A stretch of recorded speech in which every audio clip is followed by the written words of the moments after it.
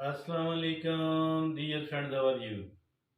I welcome you here on my training channel. My name is Abdul Khalik. All of us want one thing that whatever I have planned, what I want to do, what I want to happen, I it should happen. I should be able to achieve all that, and my life should be according to my own wishes, not against that. This is something what everybody wants. We are of the view that my happiness lies in it. My satisfaction, my gratification, my fulfillment lies in it. But it doesn't happen usually. Whatever we are trying to do, whatever we want, it is not fulfilled many a times. And once the things are going not according to our plans, but against our plans, we don't feel happy or satisfied at all. We feel like I have become very weak, like my life is not good, I'm not happy. Dear friends, I think that we need to learn how to be satisfied, happy, and strong, even when the things are not going according to my own plan, but the things are going according to the flow of the life. Today we have made it a topic of our discussion. How can I keep myself strong enough, even in the tough and the difficult and the unfavorable conditions? How can I keep myself strong enough, satisfied enough? How can I still become really vibrant in the life? Once we looked upon this subject, we came across several things which are needed, which I need to understand, which you need to understand. So, my dear friends and fellows, I think there are certain things, and these certain things are 11 in number, which I need to understand, which I need to assimilate, which you need to understand and to internalize. And I think then only we will be able to live a happier life, we will be able to live a satisfied life. Let's look upon the 11 of these things one by one, as each one of these are really important. The first one is embracing change. What does happen usually every time the change has taken place, the people start thinking that maybe this is not good enough. Whatever was happening prior to this change was relatively better, though not ideal for me, but still it was relatively better. Why did this change take place? It shouldn't have happened because I'm even more dissatisfied as compared to what I where I used to be. The truth is that the change is inevitable. The change is unavoidable. Nobody can ever stop the change, not for even a single second. The change is invincible, the change is unavoidable, the change will happen. The only thing which is permanent here in this world, that thing is called change. Then, how can I, you, or even somebody who is very resourceful, somebody who is very genius, or somebody who is very powerful, nobody can ever stop the change. So what is the solution? I think the solution is that we need to embrace the change. We need to embrace the change. Embracing the change is really good. Why? Because although there are certain new challenges in each of the change, but once we try to overcome it, we become even more confident, we become even more confident, we become even more strong, we become even more resilient. Now, there are certain new opportunities, but we need to find, we need to search, because these might not be very obvious. So that is the attitude which I and you need to have. As for the change is concerned, we need to embrace it. We need to willingly, happily take the change, accept the change willingly, happily. Now, the second thing is that prioritizing self care, self care, self compassion, self care, self love. Why, why?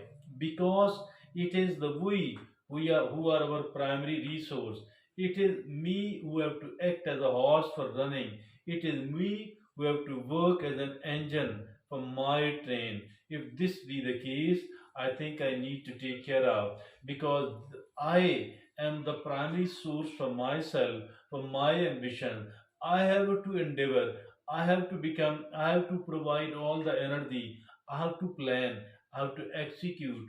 I have to endure. So, if at all this be the case, I need to practice the self compassion. I need to practice the self care. I need to practice the self respect. So, I think the self care must not be ignored at all. So, why and how can I take care of myself? First, me, myself mean any individual. So, first of all, I need to take care of my sleep. 7 to 8 hours of a sound sleep on a regular basis is needed. I need to go to the bed at the right time and need to wake up at the right time. That is one major part of the self care. I need to provide myself with the proper nutrition. Another part of the self care. I need to manage my stress. I need to do some sort of physical exercises. I need to do the meditation and muraqabah and the salah. I need to do certain other things which are needed to take care of myself.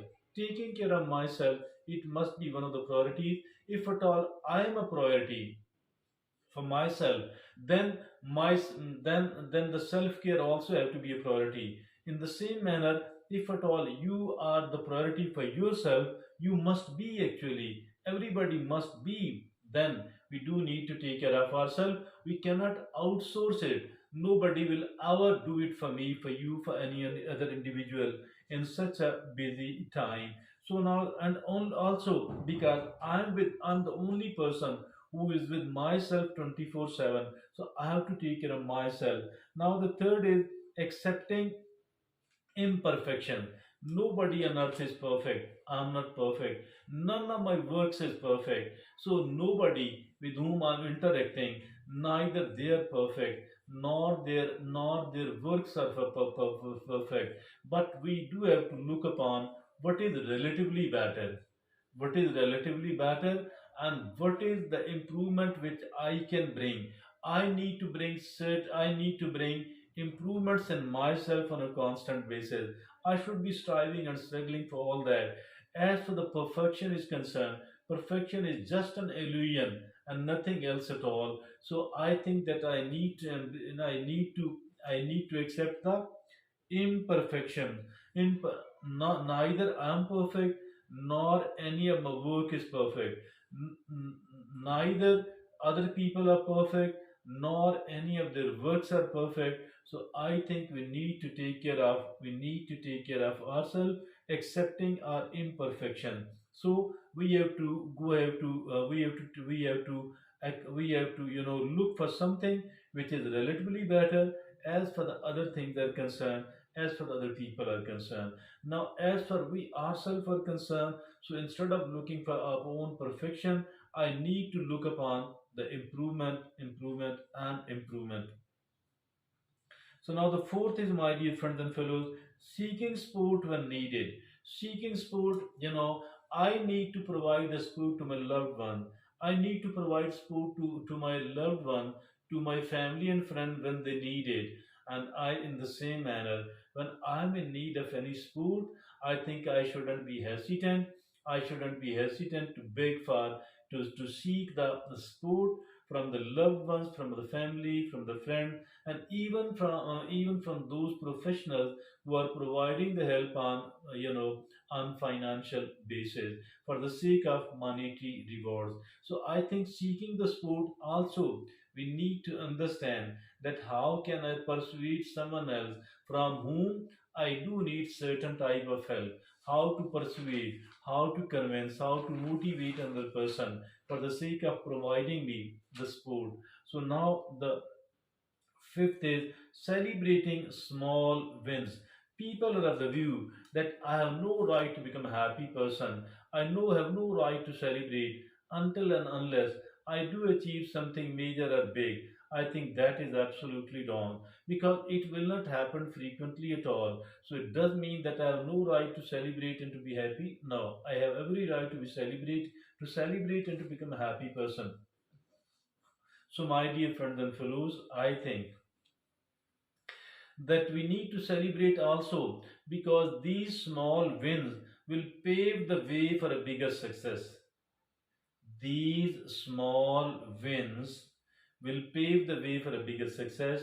Also, it will convince me myself that if at all I do achieve a considerable amount of success, I will be rewarding myself. I need to reward myself. You need to reward yourself.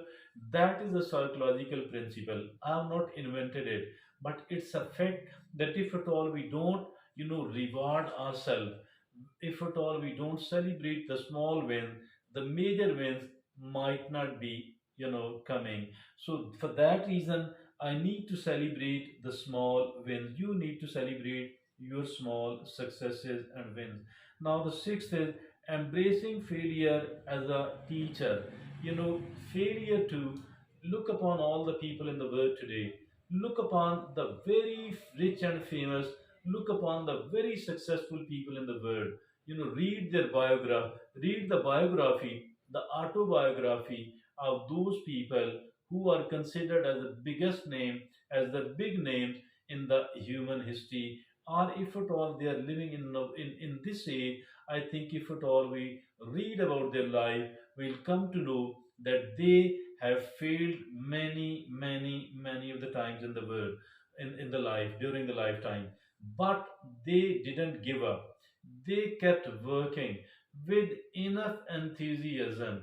Not only that they didn't give up, rather, even their enthusiasm did not go down. Their spirit did not go down. So, for this reason, they people stand tall today. They are considered as a role model. They are considered as an example.